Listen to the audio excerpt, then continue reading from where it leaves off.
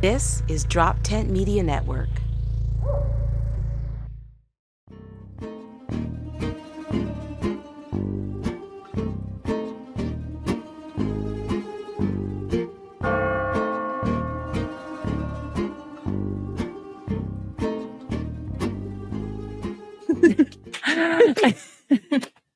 Hey, girl. Hi. How's it going?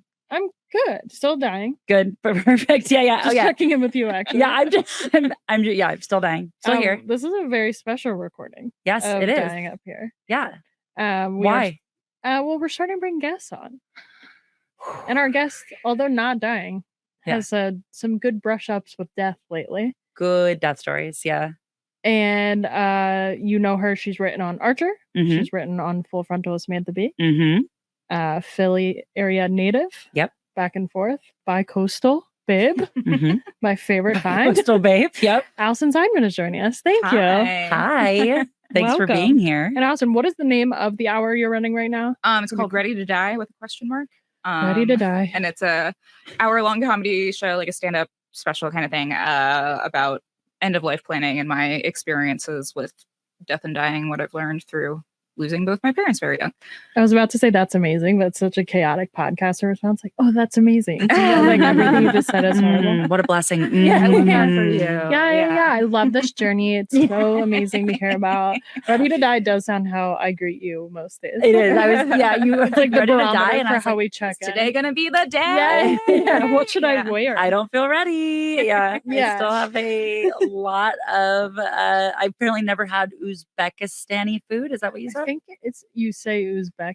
Uzbeki food? Yeah. Well, I've never had it. Northeast. So no, I'm not ready to die. I've never had Uzbeki food. Okay, All we'll right. do that after this. Okay. Yeah. You'll be ready. Add to my bucket list. Truly, we've. I've never walked into a family restaurant and had every single person. Come on, you've been to a South Philly Mexican restaurant where the kid with the iPad brings you your burrito. Crucial. If the kid is not serving, they're not breaking every child labor law you've ever seen. The food's gonna fucking suck. We're really bringing it for our beginning of the episode for Alison being here. Yeah. Well, yeah. Thanks for having me on to talk about racial stereotypes. This is How do you feel about immigrants? Now. Yeah, right. You could we're gonna name a country and you're gonna tell us how you feel about Just it. react. Just gut reaction. Don't think too hard about it. We can edit. We can leave it in. You we can make faces, words. noises. Don't think just slurs.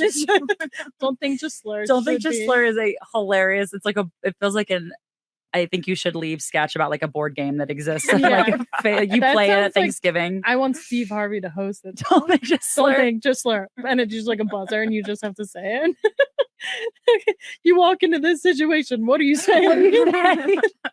Amazing. I won't give too many like revealing details, but within the last year, I was at a gathering and my husband and I were talking to this elderly gentleman, and he used a slur that is so antiquated and so like we don't say that anymore that I didn't even recognize it. Like after we walked away, Tim, my husband, was like, "Oh my God, like I haven't heard that one in a while," and I was like, "What?" And then he told me, I was like, I didn't even know. I've that had was to one. Google it's slurs bad. at a comedy show.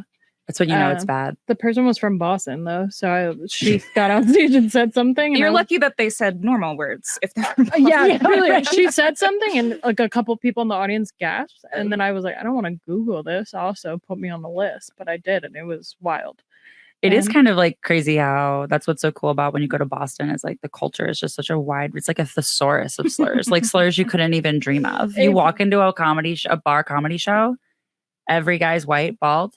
Oh, name Mike. Really incredible. You know what you're getting. Yeah. You're learning tonight. I haven't spent a lot of time in Boston, but I have met a lot of people from Boston who will say all of these things about Boston. So yes. Yeah. It's like Philly. I am now repeating stereotypes, but they're less bad because they're mostly about white men. So yeah. And I think bad. when you say that, people think like, oh, Philly's racist too. I'm like, I didn't say it wasn't. Like, that's whoa, like we agree. Yeah, whoa. I'm not saying it's not. I'm just saying it's a little different. Like, I feel like in Boston they're using like the old school like stuff. Yeah. Here it's just whatever slurs on TikTok this week. Yeah. Well, Alison, we do usually have a pretty chaotic beginning and just shout out whatever has been going on for us and whatever. Kirsten and I have through and through talked about our kind of death stories and understanding of death. So one of the first things I did want to throw out to you is like, besides, we'll get to what you're doing in your hour, but I just want to ask, like, what your first experience with death was, maybe when you were younger, or like your first time you maybe had to acknowledge. Some people claim it was the Lion King. Some people had a grandparent, a pet. Like, what would you say your first like death time was? I don't remember what was first exactly, but it definitely has been, I don't know, something I've been like a little bit obsessed with, I guess, since I was a little kid. I grew up in the suburbs of New Jersey on a cul-de-sac that like backed up into like a cemetery. And I was deadly afraid of zombies. So like I'd have little rituals of like, you can't look out certain windows that face that direction at night, whatever. And I remember when my great grandmother, who I don't know if I even ever met her, died. My mom went to the funeral in Florida. I was pretty young, and I remember like being scared that like she was going to be a zombie. And then also, where did that come from? Yeah. Like, did you watch a zombie movie? I'm not sure. I remember being terrified of the zombie in Hocus Pocus, and my brother's making fun of me. But I don't know that was the first. Right, because then he becomes kind of their friend. Exactly, and that's part of why they're making fun of me. But I was just like, no, thank you. Can I ask? And this is just because I'm like horror is the horror movie, like my whole world. I'm a diehard horror fan. There's like a big debate in the horror community about fast zombies versus slow zombies. Do you know what I mean? Fast like how movies, zombies, yes. Yeah. So the debate, have an opinion. Right. What were you picturing as a kid? Oh, I was picturing classic. Rising like George Romero. Yeah. Okay. Interesting. Yeah. Night of the Living Dead. Yeah. That is scary. I agree. That's very scary. Especially if you live with by the cemetery like every night. I was like, if I breathe too much, I walk to the bathroom. Like, the Jersey Devil. Okay. Right. And I would back up on a marsh, and I was convinced it lived there. Legend has it that the Jersey Devil frequented that cemetery. Yeah. I don't know why. And then I also remember this is probably all around the same age, like maybe like kindergarten, first grade. My goldfish died on Christmas. Pour some out for the fallen homie. Christmas Eve, I guess. We got home. Well, I mean, I'm Jewish, so it's like, I wasn't gonna get presents anyway. I didn't expect to get like an anti-present. But, but it kind of seemed more dramatic that it was a holiday. Yeah, because like my mom converted, so we were over at my grandmother's and like with my uncle doing Christmas Eve stuff with them. And then we got home and the goldfish was dead. But the goldfish had also been alive for like a year. So it's possible that was not the original goldfish. Yeah, and maybe like my parents did that thing that as an adult, that parents do where they're like, I'm not ready to tell my kid what this means. Yeah. Yeah. I was going to ask about religion too, because I think that often plays a part. Like I was raised Catholic. So death is like, everything in Catholicism is like sad, shame, guilt, like depressing funerals, like just a lot of emotion and like heaven or hell and the shame between that. Like, I don't know if I ever like believed in it, but like, did that impact like your thought? Because if you were believing in zombies, like were you and like you're saying your mom converted to Judaism? Yeah, it's actually so funny that I had a stronger belief in zombies than I can ever recall having in God. I grew up in it was like conservative Judaism, and it was mostly just sort of like following what my dad's parents did. They were local, so I grew up going to Hebrew school like after school, like 3 times a week. Oof, yeah. My brothers and I did bar bat mitzvahs. Where we lived, like there weren't really any other Jewish families, so it was like we'd have to go to Hebrew school and like do all this stuff like in Cherry Hill, like half an hour away. So it was like an extra time stuck with driving, and also like all those kids like went to school together during the day. So but I don't remember. So you're a misfit at school, like you like don't like fit in with the. Yeah, I feel very lucky that I don't recall ever facing any like really overt anti-Semitism. Sure. I was talking to someone recently who like grew up in the same area, and she like had some real horror stories, and I was like, maybe they're saying all that behind my back, but like it was more just sort of like, ew, what are you eating on Passover? Like that right. Gefilte fish, gross. It is gross. We can universally acknowledge that is gross. But yeah, I've never considered myself very religious. It's a part of my life that's just like going to synagogue. Like I haven't done that in years. Yeah. And culturally it's still part of my identity and feels important to me. But Jews also don't have like the same kind of concept of heaven and hell. Mhm. So I wouldn't have had to worry about that anyway, I guess, or I wouldn't have had to worry about hell. Just worried At about least. zombies. Yeah, just Yeah. zombies. Yeah, What? that's hell on earth. That stuff is real. I always thought the difference. My mom ended up marrying. She got remarried, and my stepdad is Jewish. And learning like the whole funeral process is so different. Like Catholic funeral, it could be like almost up to like a week after, depending on church and memorial and this and that, and like.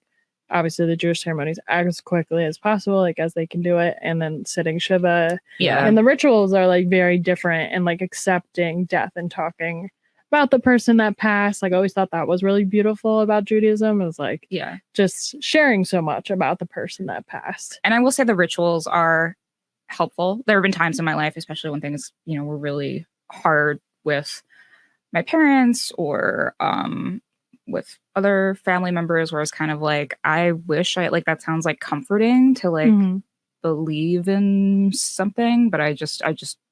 It's just not something that I like my head can wrap around, I guess.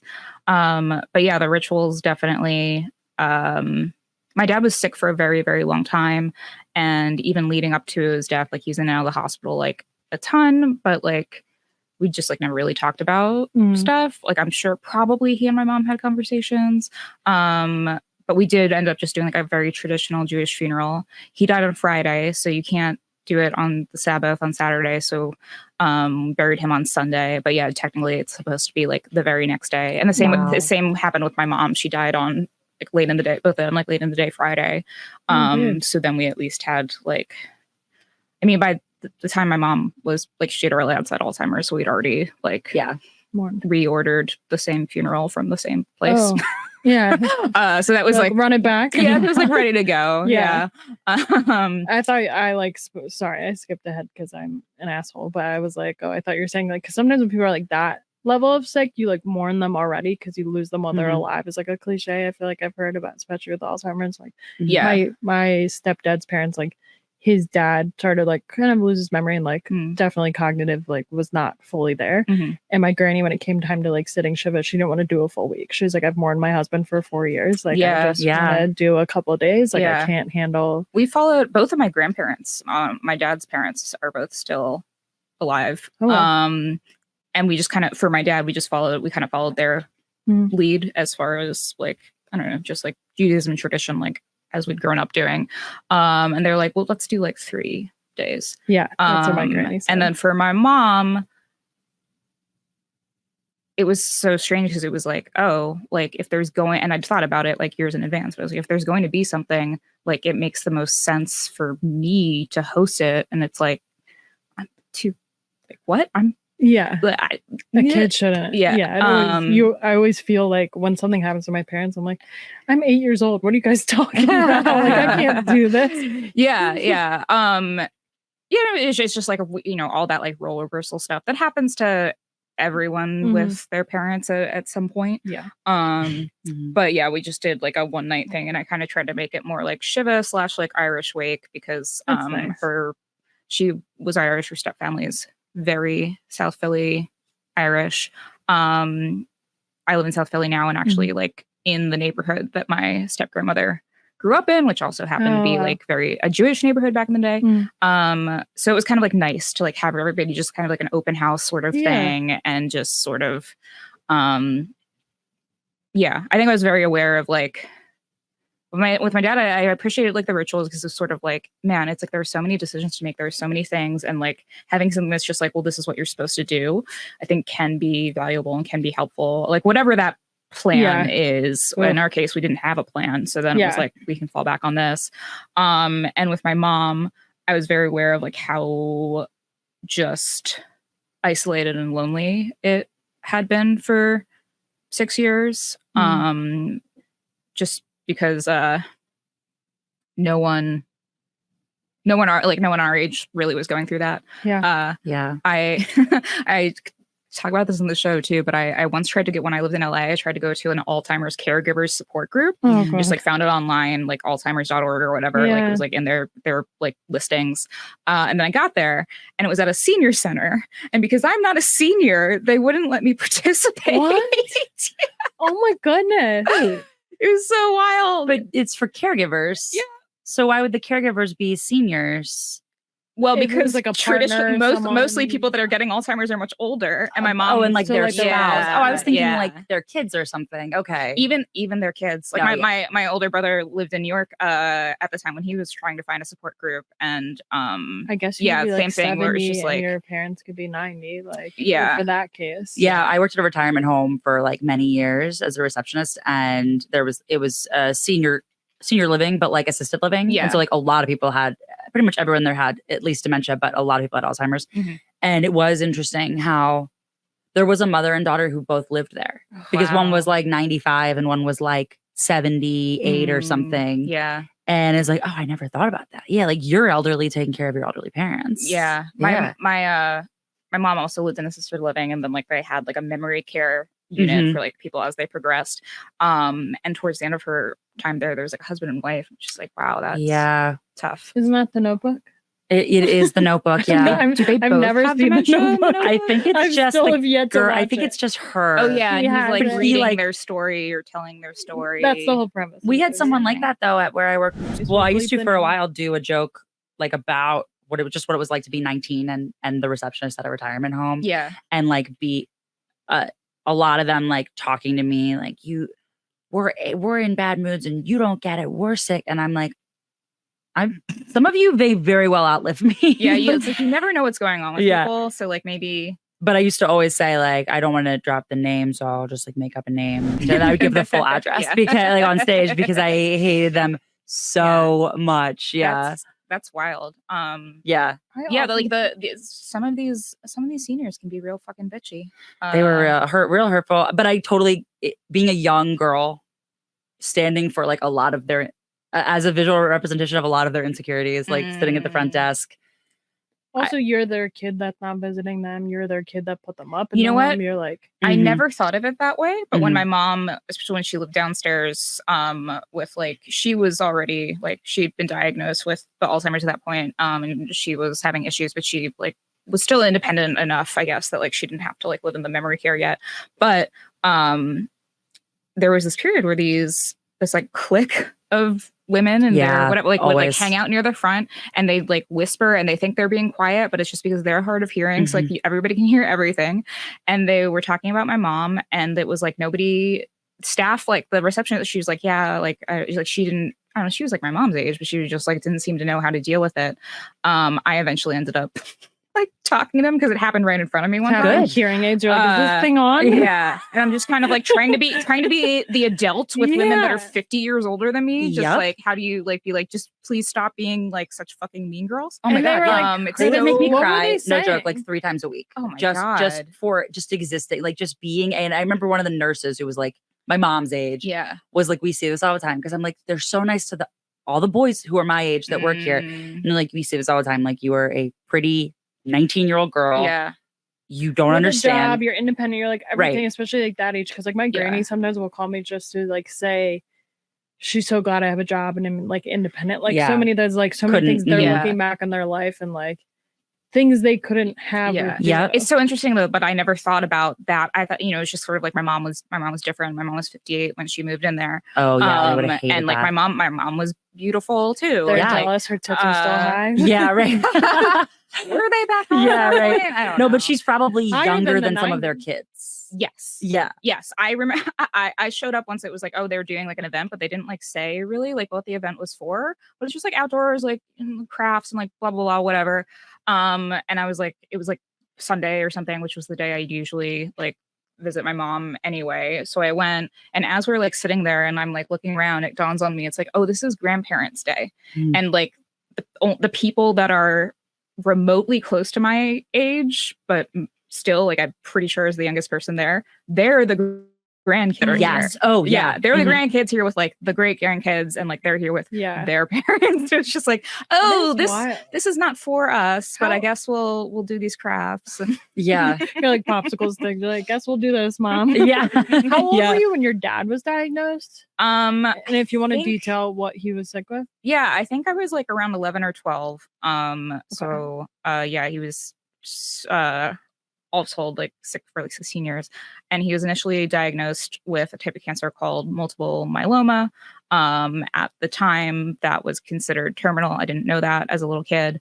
I just knew he was, in and out of the hospital a lot. And there were times when it was like very, very serious. They told you it was cancer though when you were 11, when you were that age? So, yeah. Whatever that means to a kid. Yeah, also. I have such a bad memory. Yeah. Like, Alzheimer's.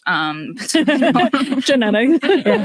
I do like, I'm not like imminently like, oh, I'm gonna get it, but I am also like, it's on my mind. Yeah. It's on my mind. Like, yeah, especially watching it so closely. Yeah. But anyway, yeah. So my dad, that was initially the issue and causes all sorts of like complications.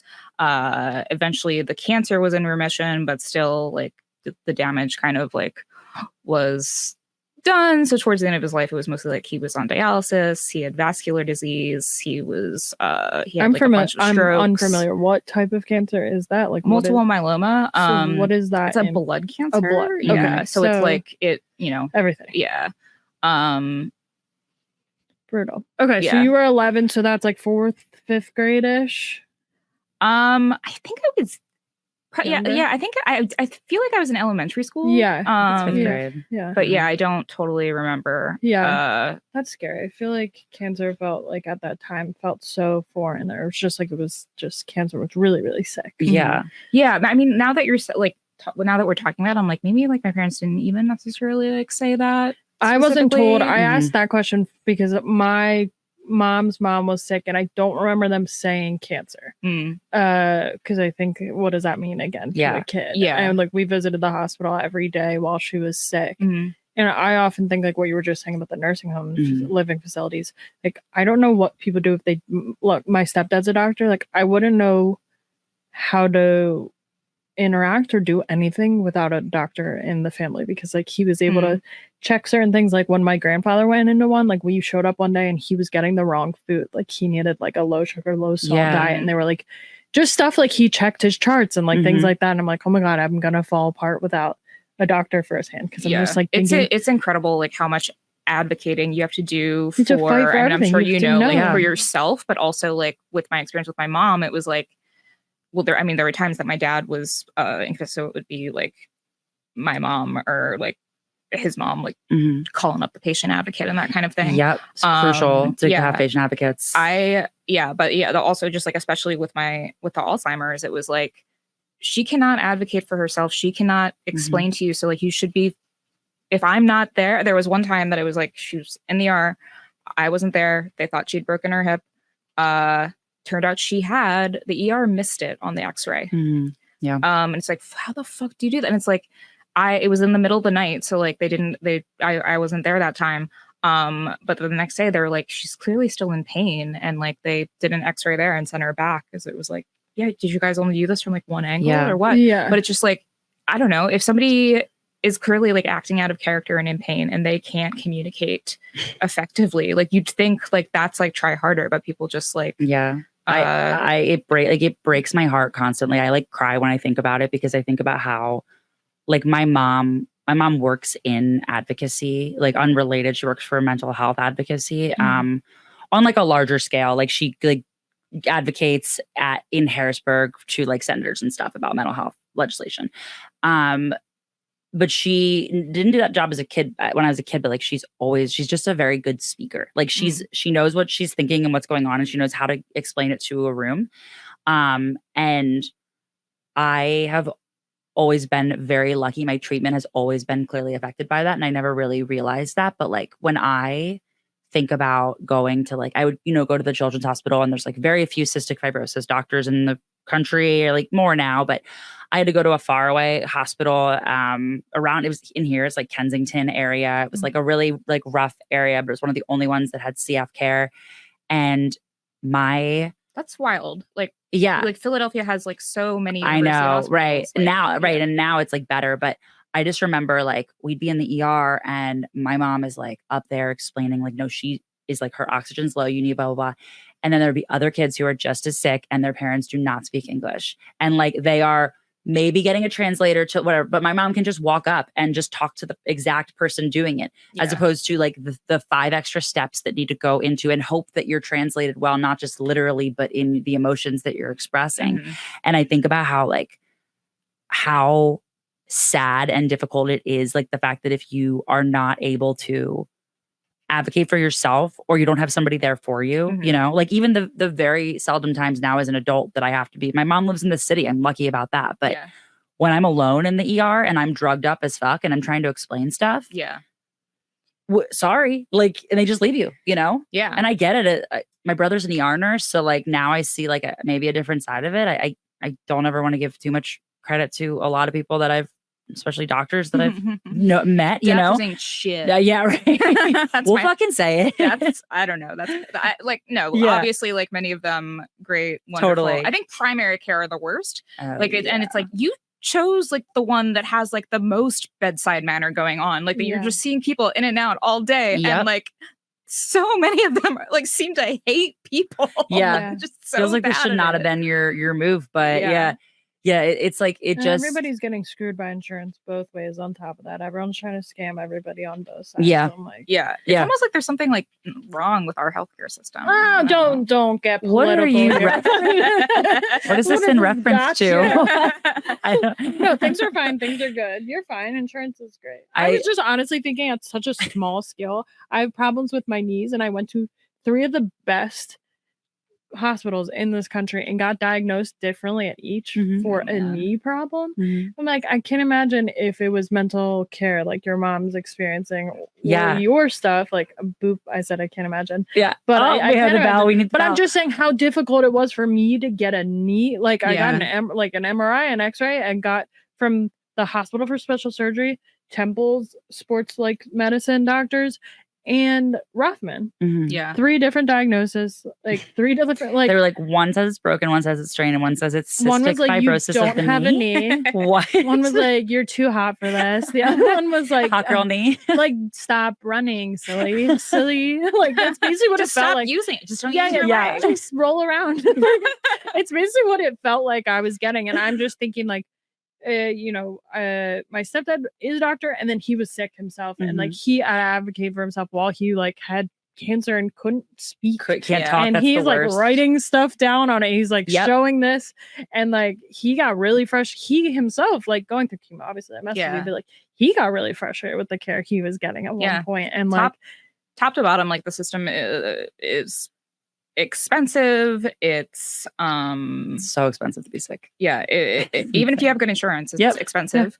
And just like impossible to navigate, confusing. There's just like there's a level of compassion that's not there, but maybe not less of compassion, but it's just like, everything's so for profit that it's like it's on a time crunch. It's like we got to get more people in here. I got to move on. Producer and friend Neil Wood here. Brief commercial break. Hey, hold right there. Don't dare skip this. This is an important message. Me and my boy Albert Davis, we want to tell you about our podcast, Seriously Dad. Albert, why should they listen? Because it's the best podcast in the world. It's by 2 comedians who are dads. And you know what we're talking about? Being dads. It's called Seriously Dad. Check us out on social media at Seriously Dad Podcast. And anywhere you get your podcast, that's where we're at. We're funny. We got some great guests coming our way. We cover the topics you want to hear. Check us out.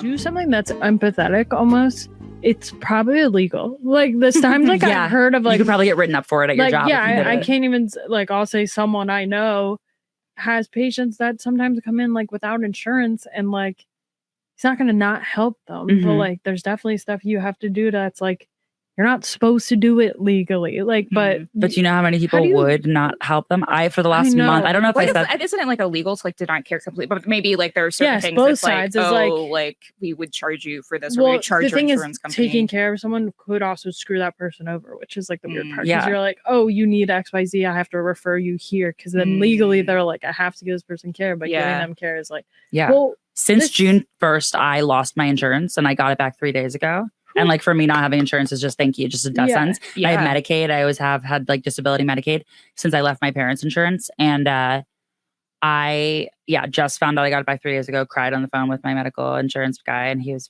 was a very sweet moment. But was it? It sounds really dark. It was a sweet moment like for America. But they would definitely use it in a commercial. I literally was but I feel like any interaction that I've ever had like on the phone with someone from an insurance company is that I'm just like, getting like very short with them. Yeah. And, like, and that was what he and I did for a full month and a half. And then What insurance finally, company? Mine was Blue Cross. I had 3 phone calls with them that mine's just Medicaid itself. Yeah. Yeah. Finally, he and I, like, we went through this whole thing. We would be like yelling at each other for over a month. And finally, like, that was the big one. He was like able to be like, I was finally able to get it through after he and I know we had beef because he's just been so rude and short with me. And then right at the end, he was about to say bye. Like, we don't have to talk twice a week anymore. And he was like, and I just want to say, I looked up cystic fibrosis. Like, he had not at all while we were having all this conversation. I am in love with you. I looked I saw your comedy. You're so funny. No. He was like, Can I do your podcast? Yeah. He's like, I looked up cystic fibrosis and I had no idea that was what you were going through. It seems like you have a very hard life. And I really wish you the best. Imagine if you Googled it earlier, you would have helped you faster. Yeah, right. Yeah. That was all you needed. Yeah, he's like, oh, now I get why this was so urgent. Now for I get why you you. cried every time. But and you couldn't breathe on the phone. Yeah, right. But all of this to say, I have a port in, right? So like a port has to be flushed every month because it's a very serious thing that's in you. And if it were to get a blood clot or an infection, like it's directly connected to your heart, you will just die. And I should have gotten it flushed twice now in the last June 2nd and July 2nd. And both times they said no. So I just haven't gotten, I mean, now I will, like tomorrow is my, but I was like, don't you have to see me? And then I have to have like, debt. And they were like, no, that's only for emergency care. Like we're just not coming. Oh, you're right. This direct line to my heart does not deem an emergency. That's what I mean about that's what I was like saying about that. Like sometimes they just actually won't because it's And like I have all the supplies is at my house. They just come and I have all the supplies. They already delivered. I was like, Google, should we have YouTube? I would not even need to Google it. It's so easy. I see them do it all the time. I was like, I would have done it to myself in a heartbeat or Brad, but I didn't want him to get in trouble for anything. True. My brother, but I was like, so I just die. It's so fucked up. And they were like, yeah, it's our plan. It's like a big purge. Have you seen the purge? It's like, can you hold for 3 more minutes? That's the argument I got in with my insurance company. They like, my insurance just didn't come up on the portal. So my like dental is getting paid automatically. And I thought my medical was too, but it wasn't. So they just canceled it. And I opted for everything to be online, but I was not getting any online messages. Do I open my mail? Absolutely not a thought. No. And so I would go on my portal and I would see the dental one. And I was just making sure that I had the digital medical one because I was like, oh, dental's going through. I'm getting charged, whatever. And then I looked and my medical was gone. And I called and the guy's like, oh, I have to submit a ticket, whatever, check back in 3 to 5 business days. 45-minute phone call, though, just to get to that point. And I used to work in like client success, like customer care. So I know that this person's in between. I know it's not their problem, but they can't submit anything through email. No contact can be through email. So only confirmation I have is what I'm writing down to this phone call. And they can't even email. I said, can you email with what we just exchanged, transcript, anything? He's like, no, I have no way of doing that. Can you record the calls? So I check back 3 to 5 days later. It's still not there. And I called and the person's like, oh, your ticket actually never got submitted. Let's try it again. And insurance language is already confusing. This person's first language was not English either. So it's like frustrating for them trying to communicate it to me. It's already frustrating. And I know they get a script of what to say. So by the second phone call, when we're hitting like mark 30-minute into the phone, I was like, I do not mean to be rude. I know this is absolutely not your fault, but please submit the ticket and just give me the number. And that's it. Yeah. So we did it again. Then the third time I call. So this is going on 6 weeks because I'm lazy and stressed. Yeah. And then I call back and the guy goes, oh yeah, we closed your account and there's no getting it back because it closed within the 30 days. I was like, I called within the 30 days. And he's like, yeah, you have to apply for insurance again. Yeah. Just purely like the red tape and the scheduling and the time sitting on the phone to manage even your own healthcare. And that's been part of your life since your dad's diagnosis. Like your mom probably had to advocate for your dad for so long. Yeah. I mean, like he also like, I remember, I mean, looking back, it's probably because all the medical bills, like he needed to work, but he was a lawyer, like I said, it was small, like 2-man practice. And I remember he'd be like working in the hospital. Like maybe not when he was like, you know, unconscious, but like during the times where it's just sort of like, okay, we're just sort of like hanging out here. And it's just like, and just being like, oh, wow, he's just like, what type so of determined lawyer? to like think positively. And it was sort of like a general practice. He specialized mostly in like workman's comp. And his partner mostly specialized in adoptions, but also like real estate and like that kind of thing. Yeah. I'm just picturing like calling a lawyer and he's like going through chemo and you're like, yeah, but I still need to sue this person. Yeah, right. Yeah. But, like, Well, honestly, I'm sure that was on his mind too, of Yeah. like, oh, I don't want to like let these clients down. Yeah. But fighting for people, fighting for himself, trying to keep his family afloat. Oof. Yeah. And you have one sibling? I have two. Two siblings. Two siblings. Okay. I have one that helped. Yeah. Yeah. You just, one was Yeah. Are you I don't the want to. oldest? I'm no, in the all middle. good. Okay. Yeah. Yeah. Middle child as well. Yeah. And did your dad have siblings? Like, does he have family close to you guys? My Physically grandparents were close by, and my grandfather was an orthopedic surgeon, so it was like okay, we at least had like could have fixed and my then knees. like my dad was in there in the hospital so much that it's just kind of like you get to know like what you need to do, like fast track, what you need to be on top, just like like the bureaucracy, the logistics, the like paperwork, but then also just like the mental strain of like I have to stay on top of this. I have to like double check everything that's happening to make sure it's actually getting done. Right. Was your dad pretty open to treatment? Like he wanted to try anything? I actually the treatment that eventually put the cancer at the time, it was like very experimental. It was like a stem cell. It wasn't a stem cell transplant. It was like they harvested his stem cells and then, juiced him. I don't know what they did. Magical. And then like put them back. And then he had chemo after that. And multiple myeloma, I think it's just, there's been enough advancements that it's still very, very serious, but it's more, I guess, like livable than. Yeah, I mean, my dad died of a heart attack, and I feel like people have heart attacks like for funsies now. Yeah, like I feel like, you know what I mean? Yeah. Like I feel like I hear more and more people like go to doctors and find out they've actually already had heart attacks. Yeah. They just didn't want to be dramatic. Yeah. Well, I wonder if he wasn't like it didn't happen in his sleep. So like I wonder if like I always think obviously we always go back to like, a what if, whatever. Yeah. But it is so interesting how much, and you're witnessing it firsthand with your own illness, is like how much technology has changed and like what things like, like what your diagnosis would have been like 10 years later or something if you got that. Yeah. But also just the difference in like the barriers to care, that it's like, okay, like you have insurance, like, and still it's been difficult. Like my mom we didn't have like a ton of money, but like we had resources. She had two of her children like advocating for her. And it still felt like, especially the last 4 months when we were dealing with all the bullshit with the assisted living trying to evict her, it was like I knew things were fucked, but that just was sort of like, oh, it's beyond even what I knew. And also like still it can be so much worse. Like I can't even imagine what it's like for people that don't have someone to advocate for them, for people that like cost is more of a barrier, whether because they don't have insurance or what, just, raise all the problems of society, all the problems that make things more difficult for marginalized communities of every kind, and are literally life and death when it comes to healthcare. Yeah. The stakes are so high and it's so fucked. Well, especially with your mom saying, because I'm thinking like when it's something cognitive and memory based and they're moving you into the facility, changing things for a person like that is like the number one no, correct? Like they're usually like stay in the same place. Like, so that eviction is even an option with someone in memory care is like, obviously, infuriating. Yeah. It was also like, who's going to take her? Cause they were saying that it was like these behavioral, problems. And, it was like, who's going to take her now that they're claiming that she is like violent. It was like, she would get UTIs,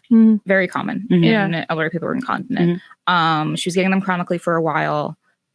They'd get really bad, and they would have like all kinds of excuses about like why they couldn't catch them earlier. It's like to an extent, it's just kind of like it's a thing. Like you have to deal with it. But they get very bad when they're untreated. Yes, UTI, like people like hallucinate. People, my mom would get something like about aggressive. strokes. I just read about UTIs. It was one or the other because they don't know the sensation that's happening, like needing to pee. There's like a loss of that. Yeah. Oh man. Yeah, there's like a hunger cues aren't strong either. But yeah, she would get these UTIs, it would get out of control. It would become like a psych issue where she'd be like aggressive and just sort of like losing her mind because like she was in fucking pain. Yeah. And they'd have to like do like an emergency like psych transfer, like with the ambulance and cops and everything, take her to the ER. I'd meet her. Inevitably, they were like, oh, we can't test her because like she has a diaper and she's incontinent. Like we can't get a urine sample. So at the hospital, they would do a catheter, and they can't do a catheter in assisted living. But when it was like all of a sudden post Medicaid, when it was like, oh, this isn't because of a UTI, this is disease progression, it's only going to get worse.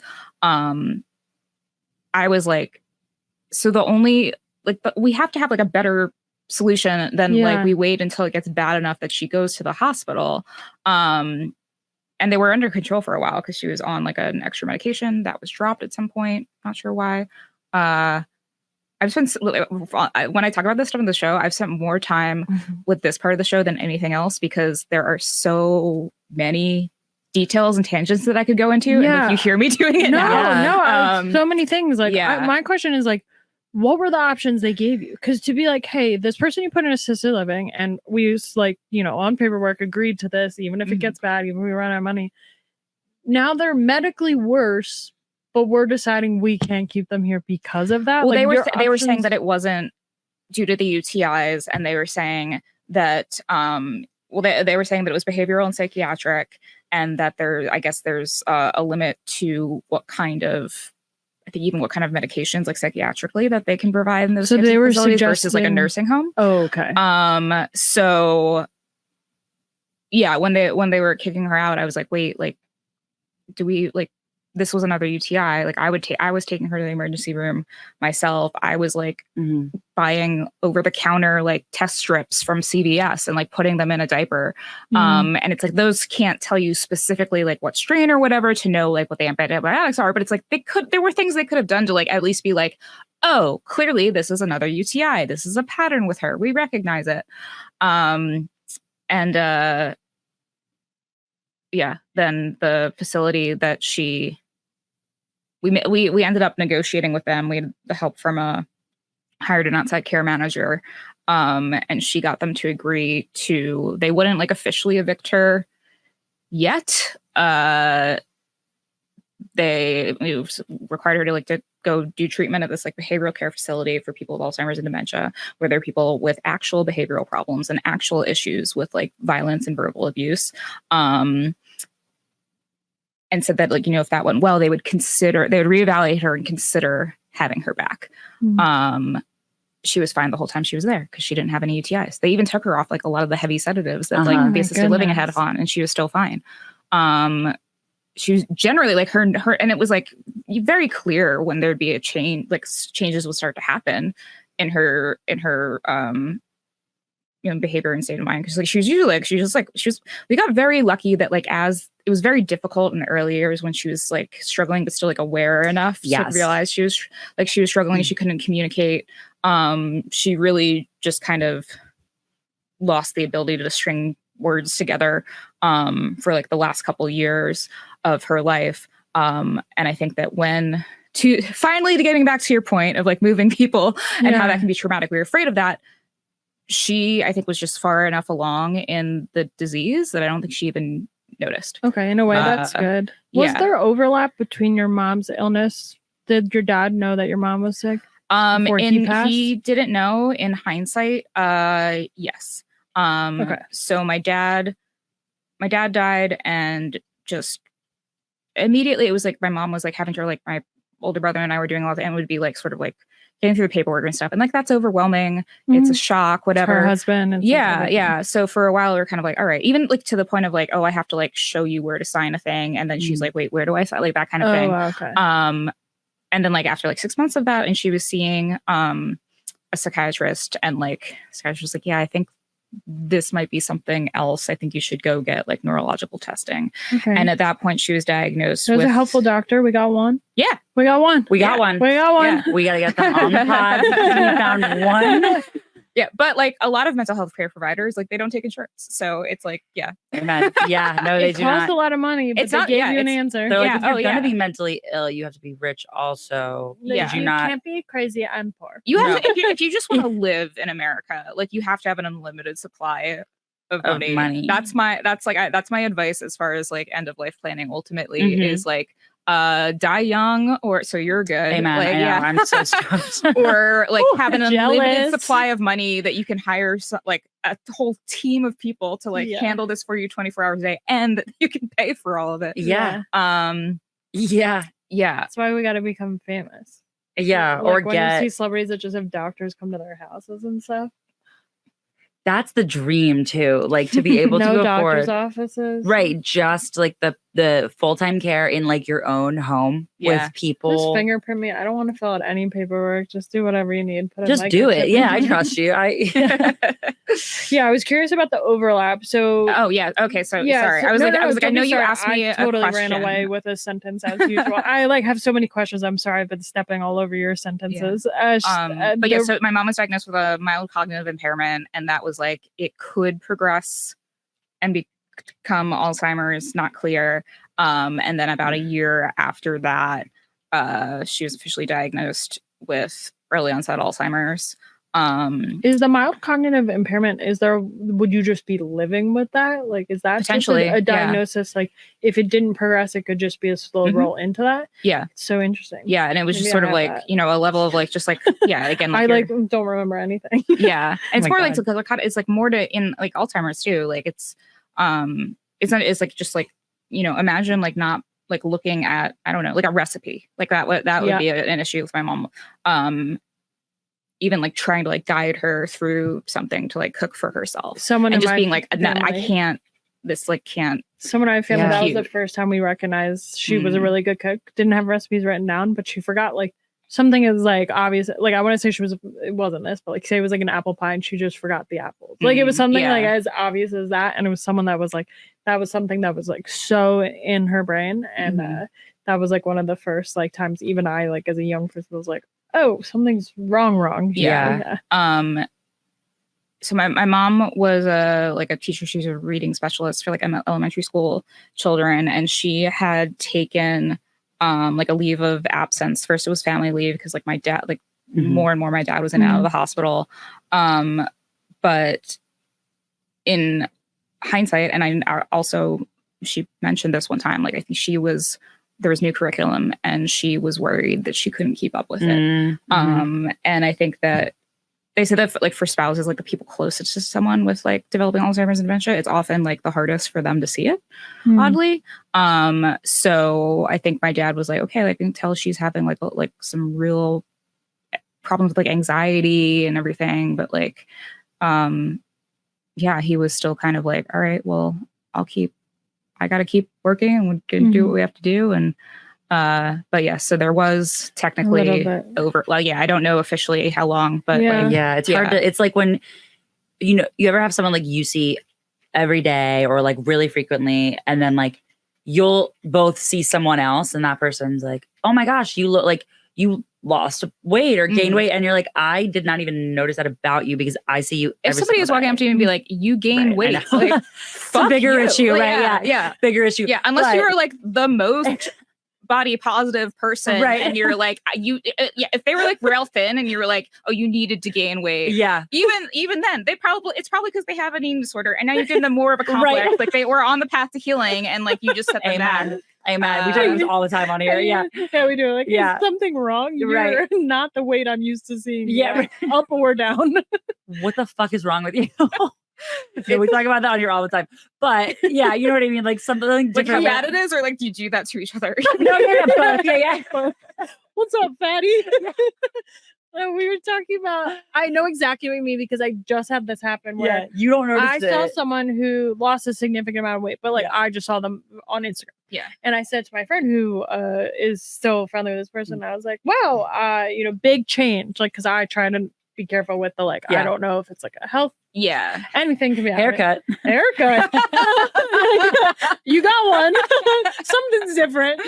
But basically it's like the same thought where like I saw her and I didn't want to jump to anything because we were just talking about this about like the potential of overreacting in a situation where you look way worse. Like so if you see someone that loses weight, my first thought luckily is not, oh my God, amazing. They look amazing. My first thought is, you good? Yeah. You good, bro? Like that's literally my first thought is like, oh, I hope they're okay. Like I hope that was like a healthy change. Like because I immediately think sick. Yeah. Like I immediately think sad. Yeah. stressed. Like, when do I lose weight? When I'm poor and sad. Yeah. Like, Or Or it's like, just being a woman. You're like, I know that like yes, that I'm doesn't like, she necessarily could be on some mean- meds yeah. for something, like Mhm. anything. And my friend was like, they haven't lost weight. And I was like, Yeah. they have. Right. Like, they have some pretty obvious like facial features that change. Like, And you just notice it when it's my parents love to tell me they love when they can see my cheekbones. So I have that thought when I see other people. I'm like they're still here, bitches. that just made me so mad. like, then stop making What food. those like things of like how you can take like fuck you and turn it into like corporate speak. Yeah, like yeah, per my yeah. last email, that feels like an example, like a BuzzFeed article. And it's like, moms, here's 10 ways to say you want your daughter to lose weight without saying the word weight. I love your cheekbones. Can I love when see your can see ribs? them. Yeah, I love when I can see your bones. Yeah, right. I love it. But yeah, I know Oh. exactly what you meant of saying, like, when Yeah. you see something every day, you don't recognize the decline. Yeah. especially when Yeah, someone's you sick or something. cannot. Yeah. Yeah, and that makes a lot of sense because like I know when I was again like being the receptionist at the retirement home, it was a lot of, and I was 17 to like 20 are the ages that I worked there. Which I would, for a normal person, would be heavy, but you're already in and out of hospital. Oh, your yeah, whole yeah, life totally, yeah, and yeah. things like Yeah. for- Why did you decide to take this job? So I just worked there in high school. Like my Yeah. friends worked there, and it was just like a job, whatever. And then when I went to college at U Arts in Center City, and I'm just from R.I.P. right outside. Yeah, R.I.P. RIP. And so I would just still like work on weekends and stuff. Mhm. And I just really, I mean, sitting at a desk was great. I got to dress up and just sit there and do nothing. But Mhm. it's a lot of obviously just a lot of dealing back and forth because also like Yeah. it's not like any of them had phones. Mhm. And I'm sure now there's like better communicate, or like they had phones but Mhm. not to text or anything. I'm sure there's better options now, but like this was No. I don't know 20 No, there aren't. 2014 maybe. So like it wasn't so it was a lot of me communicating between. So while it was not my business, I was in on like any good receptionist in Yeah. on everyone's business. And the thing I would hear, It was kind of identical. I'm sure you were getting as many and- drugs, and I was getting railed by John Hamm on the Yeah. regular. You were just I was gonna say, I'm knocking sure you're back getting whiskey butt at 10 slaps. a.m. Yeah, that Yeah. literally happened to me. We I was getting visited butt slaps for my sure by the old guys. abuelo, like my mom's dad, at Yeah. like a assisted like facility, and a man like literally rolled up and grabbed the back of my leg, and Yep. I turned around like ready to, Yeah. and my mom had to grab me and be like, I was like, I think that one knows what he's doing. Oh, right. I think that Yeah. one But knows. it's interesting that it is like that and like aggression and violence, like even if it was like never like sexual inappropriateness, even if it was never like part of that person's like personality before, like that can happen in Totally. dementia, which was like another reason it was so egregious when they were saying that like my mom was violent. And it was just like this shit happens. Like there are truly like it's not You okay have that a she was disease, like yeah. she was getting like aggressive whenever, but it's like it was like Adam. I don't know. It's just like like I got a call that somebody like once tried to like kiss her and grabbed her boob. So it's like Jesus Christ. yeah. And I was how do you upset, handle? but then- How do you handle that phone call? well, they're required to report any incident Mhm. to the families of both parties. So like if my mom hit someone or someone hit her, like I would get a call. And again, prior to her going on Medicaid, things like that happened where she was the one in the wrong, like not a big deal. Yeah. All of a sudden, different when it happened post. It's it's kind of like it's like I know these things happen. I was aware of that. The sexually aggressive like incident, like there had been things like that she felt like there were inappropriate comments or whatever when she like first moved in, and I had to talk to someone about It's like a just like whole looking other into that and being facet more I've never even. I promise it was likely accurate. Like just having worked there, like it was people were just so weird to each other, and Yeah. like also like you said, the fact that like was she the hot feels young that way, thing, yeah. and she's just going off of like how she felt, Mhm. and like none of we don't have dementia, and still people write us off. Let alone Yeah. imagine having Alzheimer's and like okay, I bet Yeah. But when it happened, when this was like up in the memory care unit, so like solidly like this man who like grabbed her breasts like also had issues, and he was like I think he was also, I don't know anything specific about the diagnosis, but it seems like another sort of like early onset kind of like situation. And it was hard for me to like see him, like even going there, like I would get angry all over again, but it's like, my mom is fine, like physically and emotionally seems perfectly fine. They're, you know, more looking out for that kind of thing with him now. And it was something that I just like had to kind of get past. It's like, it's not his fault. Yeah. But it's still, it doesn't make it easier. And also it's like, you know, your mom lived a whole life as a woman. Yeah. That kind of stuff, as we know, will always happen, but it's so much more frustrating when it's like knowing that like it's someone that you feel needs extra care or like is in a vulnerable situation. And you're like, how can anybody just do that? We're putting her there to be safe. Right. I feel like I safe. get very, very, very protective of course. In that role. I would never have chosen it. I don't caregiving, I think like it doesn't necessarily come naturally to me. And like even though she was in assisted living, it wasn't like I was doing all of it 24 hours a day. It was still just like found it so draining. Not planning on having children, and that's part of it that I'm just like, I don't think I'm cut out for like that as a full-time gig. I was just thinking when you said that, because I nannied for a long time. I never thought I could do elder care though. Like I could take care of a baby because I get that. I get like my mom will always say like, I can't believe how patient you are with kids because you're so not patient with adults. Like traffic, people in lines, people just being stupid. I have no patience. I was like, that's because like babies are clean slate. Like don't know what they don't know. When it's adults, I do have a harder time, even if it's a cognitive like this like problem. Like like a lot of people I would do. Totally get frustrated like early on with my mom, and I'm sure she got frustrated with me getting frustrated. Because it's hard to like reconcile the version of someone that you know with them like slowly like slipping away from that, and you're like, are you it can be here or frustrating. not? Like you're losing percentages of the person. Like she was like 100. Yeah, but it's also kind of like you don't quite know like where they're at in terms of like, is this something that I should be like frustrated and mad at, or not that like you can't be frustrated with, even if it is like a function of the disease, but yeah. And you know, with children, it's like at least you get to see them like grow up. Like with elder care, it's like it's just all downhill from you here. need them to like, Benjamin Button. yeah. You need there is rarely a reward. Kids like learn stuff and things. Like with the adults, you're just like, I hope they're just at peace. Like, and which I guess is the reward, but that sometimes feels impossible to beat. Yeah. And I'm not gonna like equate the two, because like I don't have children. I don't know what that's like. I don't know if I had a child magically like dropped in my lap, like I'm sure I would like fucking rise to the occasion. Yeah, right. And maybe it would like people are like, oh, it changes your life. You know, I'm sure it did. Getting a dog changed my life. I've always had cats. I was not prepared for like the unconditional love of a dog and like how she is my baby. But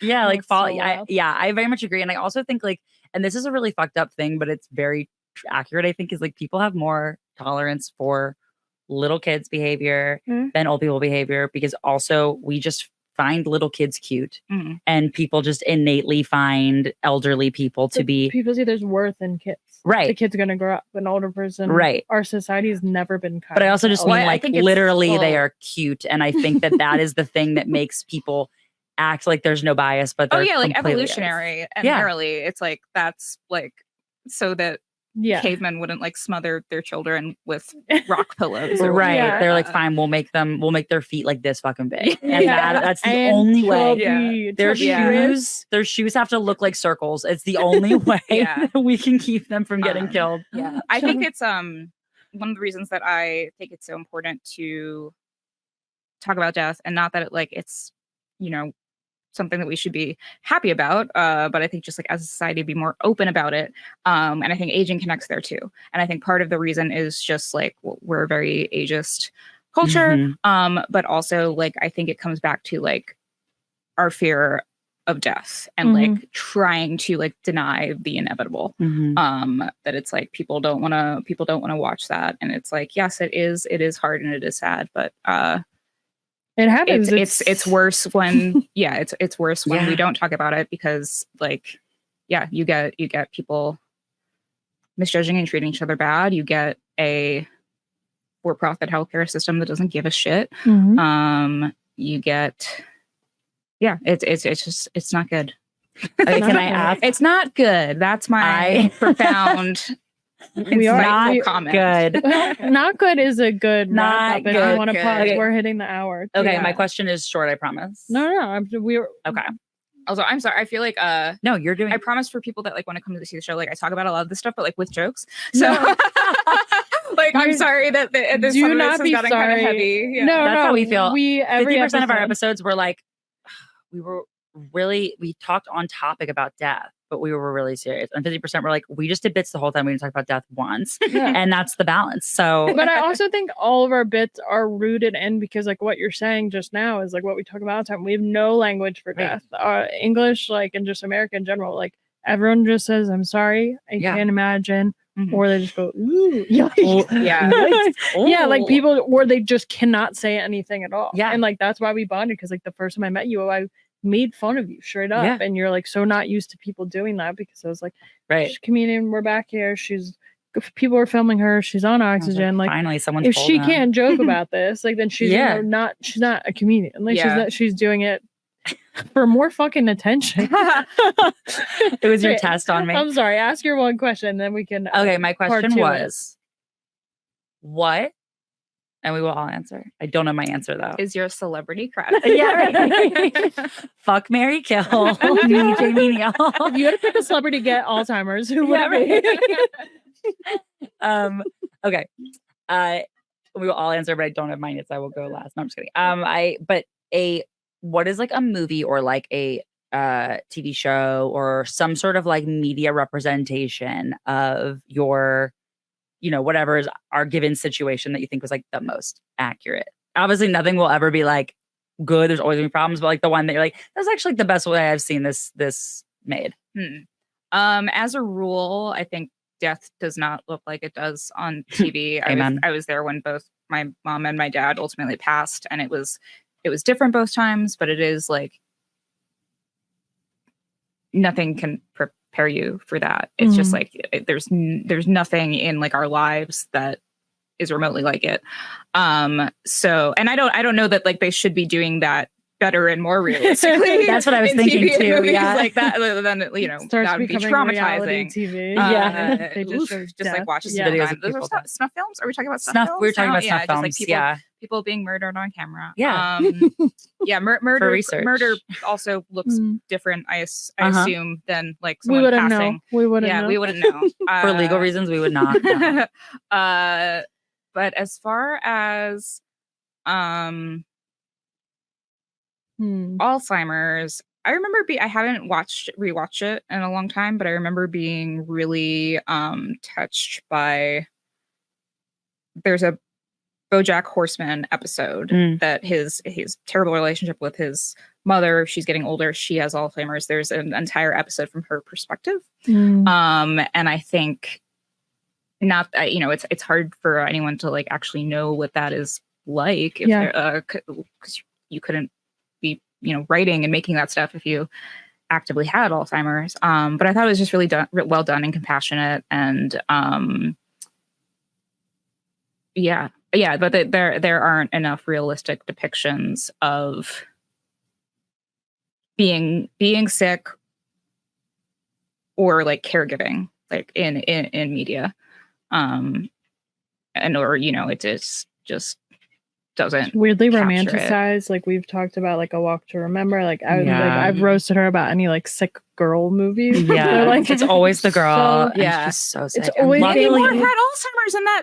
This is Us too. I haven't watched that, so I don't know if that's I watched the entire show. Yeah. This In Is what? Us. This Is Us. Oh, This Is Us. Yeah. Yeah. Right. Mhm. Yeah. And that was like trauma porn, I'll say. Like it was like in the beginning I was like, wow, this is so intricate and really well written, so interesting for like a network television show. And then it just every episode I was like, oh. Like my mom walked in on me watching it. She's like, why do you watch this? You just cry. And then it like It's like Grey's Anatomy. I was like, I just wanted to finish it. Like I just wanted to get through it. my representation is, I'm just thinking of something that hit me really hard that I watched when I was little, and it's going to sound ridiculous, but I'll never forget it. But Rugrats in Paris, when they fly to Paris, Chucky realizes like he's the only one without a mom, and he like looks around and all the other kids on the plane are like sitting with their mom and stuff. And like mine was a dad, so it's a little different, but like everyone, we talked about this before, like everyone was missing a parent in the 90s on TV. Like had to be. So Rugrats in Paris, like I remember watching it in theaters. Like I remember who I was with, like what friend and her mom, and I just was like, oh my God, this is like what people think about me, because I was a little kid that didn't have a parent. And there's like no one really showed the kid being sad about it. It was always like a kid trying to find their parent, a new parent, and that being like great. And then when they go to Paris, the plot is that like the mean lady starts liking his dad, and it was like actually really bad for the kids. So I think that when he was just the part where they did the sad montage on the plane where he was like watching all these babies sit on their mom's laps and stuff, I was like, that was brutal. And I'm not sure if I've talked about it on here. I've done the joke on stage about don't do everything you're gonna say. What is the movie? Why am I Jack Frost? Jack Frost. I knew you were gonna say Jack Frost. Snow Dad. I had to. Because your dad was a snowman. Yeah. So it was the most realistic really representation. No, it was. Yeah, I think I'm just saying traumatizing movies from when I was little, because that was like, well, and the plot was like the kid being with his mom and like dad not being there, dying suddenly, and like her like dating someone else, and like the thought of the dad coming back. Like I think that was more what it was. It was always a representation of like how dating, or like it was either like evil step parent or like the new step parent was amazing.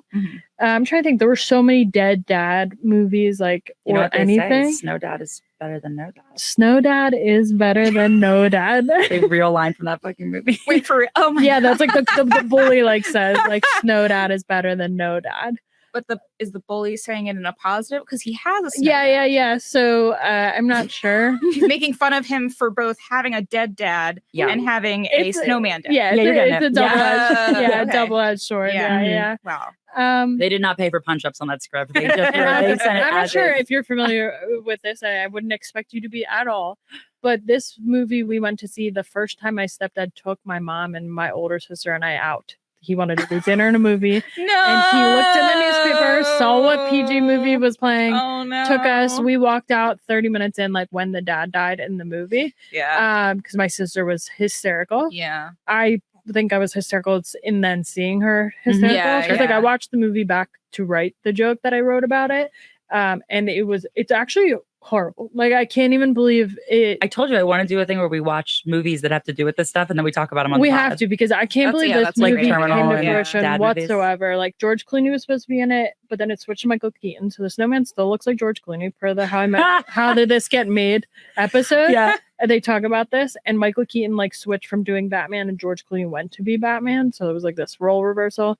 And I'm sick of this. You're sick of that. Let's just swap. And I know a real Parent Trap situation. I'm big on, like, I get art is art, and things are supposed to be like show people different stories. And are things. We gonna call Jack Frost art? Is art if you break it down. Someone sat there and made a snowman on the computer in the 90s. Like that was art. Sure. And I think they used a computer in the 90s. What I think was like really like, now I look back on a lot of stuff and it's like, it's really disgusting the way they do a lot of parentless kids. Just like sad, making them like it just to evoke emotion. Like there was no, like most of them didn't impact the plot whatsoever. Like Full House, like they didn't have a mom, like, but there were so many effing people in the house, hence the title. But it was just like gratuitous, like, oh, since your mom's dead, like we always had to like it always had to circle back ever since Pam died. It always had to circle back to that. So, and there were so many movies and stuff, but Rugrats in Paris always jumps out to me to be like, that was the first time I felt kind of seen where like a little boy was just like sitting there realizing he was missing something that he didn't realize he was missing, because it was just his life. That movie hit hard on the I was orange getting emotional VHS. just hearing you talk about it. It was so sad. Because you don't know what you don't have when you don't have it. Like how you say like being born ill, like when people look at you and are like, oh my God, I can't imagine. And like people say, I can't imagine like about my mom, like losing her husband when she didn't know she was pregnant yet and already had a baby. And I'm like, like I can tell you. Like I literally said it to someone I babysat for once. I can't imagine your mom's situation. I was like, well, here it is. I'm here. We'll sit on down. I have some. Yeah. She managed. Uh-huh. She did it. Yeah. She's wildly wild at times. Sorry, Mom. Yeah. I guess But like she it did probably like it feels dismissive. Yeah, it feels like It's kind of it's like people don't legitimately like I sometimes I don't know like quite what to we say don't have words. to, I say it all the time like still. even like friends who like Mhm. lose someone. But knowing like hearing that now, I'm like I'll never say something like that again. Yeah, well, it's like, Sometimes you but just it gotta just say happens. yikes. Yeah, Yeah. And moonwalk out of the room. I do a lot of that. Sucks. Like, because honestly, sometimes Bummer. that feels better. Like if someone like, and I've yes, been just starting, actually acknowledging just being that like wow, they, that really yeah. blows. Like saying I can't imagine that's, and then following it up with like that situation is like so horrific and something I've never thought about. Like, oh yeah, that's really bad. yeah, like it's just like to be, yeah. just be like, Yeah. oh, 'Cause there's that. now it's like you're now it's like okay, like so you weren't being dismissive, you want to get into it, but you want to get into it to tell me like how like what a freak What I you am. would do. Yeah. Yeah. That's crazy. What would I do? Like I see people's faces, especially if Kirsten and I are together and talking about stuff at a bar or something, and like we'll just there's no filter going on here. She's gonna die. I don't care if I die. Like it just She doesn't care if I die. we're just letting it ride. I'm glad And- we're getting that out because I don't give a shit. Yeah. I'm just like, but people hear us talking, they're like, like so, and I'm like, what are you clutching your pearls Yeah. for? Like Yeah. shit happens. Like she's literally dying. Why don't Yeah. we enjoy our time and talk about what's on our mind? Mhm. And like, people do die, and people die suddenly. People Yeah. die when they're sick. People Yeah. die. It takes a long time. Yeah. Gonna happen. So to all of Rugrats us. in Paris is my answer. That's a great one. I did love that movie. I did have it on VHS. The What orange was your one. answer? I would say my answer is in terms of like sick movies. So like The Fault in Our Stars obviously was a pretty formative one because like I am on oxygen a lot. I also like I have a backpack now, but I used to have to use like the big rolly tank. I also remember going to see that movie in theaters and it looked like I was cosplaying the movie because I was like the same age. Like people made comments about it because it was a book before it was. Who did you see it with? Wait, so like people Oh, I mean, like, legitimately asked you if you were cosplaying? not like asking if I was cosplaying, but Yeah. people just being like walking by and being like, oh, like as if I was doing a thing. And I get it because when do you ever see like But where are you getting a prop oxygen tank? Thank you. Yeah. In this economy, we don't live in Sweden. That's such a bizarre reaction to have. It's a like hilarious for you to describe it that way. Yeah. Yeah. Yeah. It was insane. I went and saw it with my boyfriend at the time, Tyler. And when Shout out Tyler, a friend of the pod. friend of the pod, Former lover of former the pod. lover. Yeah. When we went and we like knew we were like, I know this is like, we were whatever. And he was like, when you go up and you ask for like the tickets, he was like, say 2 tickets. And then when they say what for, I'd be like, yes. and I did it. And the guy laughed really hard. But I think it was more like people saw me walk in and people like, everyone knew what it was about, but maybe not everyone. But then they watched the whole journey of this sick girl. And then people watching me walk out was just like, I couldn't believe I didn't get a standing ovation for my bravery. Like people being like, wait, we know your story now. We know what you've been through. Wow. But that the one was- funniest thing I've ever heard. I think like the reason why like, death itself, like your illness itself, are like not funny things. Yeah. But just like so much comes from just like the absolutely like absurd batshit ways that people like respond to it. So Yeah, funny. they just are. Yeah, it was so fucking funny. and we that's still talk about it. impacted. We can cut here. Yeah, and because I do want to. Please stay. I want to pick up on part 2. Yeah, if you will. I have Yeah. a couple of things. Wait, yeah. but my answer was going to be Oh, that The Fault in not Our Fault in Our Stars Stars. is my answer in terms of like, I think it was a great representation of what it's like to actually be a young girl who like turns heads because of the medical, like walking through life looking sick. Yeah. Mm. That was like the best. I didn't really feel like all the other stuff they went into was necessarily very accurate. Like some of it was, but that was like mine in terms of like my day to day when I'm sick. Okay. That, Mhm. my best of like, I think like emotionally and mentally was the movie Love and Other Drugs. Mm. It was like Anne Hathaway and Jake Gyllenhaal. I've not watched that movie in a long time because it like really messed with me. I don't think I could watch it. It was really Mostly because I love Jake Gyllenhaal. yeah, you don't want to watch him kiss another girl. I don't blame you. Yeah, but that was like I think the best representation of like how frustrating she is. This girl like trying to like live her life alone, but like losing her independence slowly. And there's like a scene where she like is like yelling at him like, I don't need your help, whatever. He leaves, and then she's like pouring herself a glass and accidentally, because she has MS, accidentally knocks it off the table and just like screams and falls to the floor because it's like she wants to tell him to fuck off, but also like needs so much help. Yeah. And I was like, oh, I don't need to watch that again. Oh yeah. I watch it all the time that's in my own tough. life. Yeah. That Oh. I would say that was like a really fucked up one. But The Fault in Our Stars is like, I get compared to that most obviously being Girl on Oxygen. I remembered another one. Good. So in The Sopranos, after Nice. after Junior shoots Tony and he's in the coma, there is a scene and like this exact thing. Spoilers, happened. people. Oh my Spoilers. God. Allison.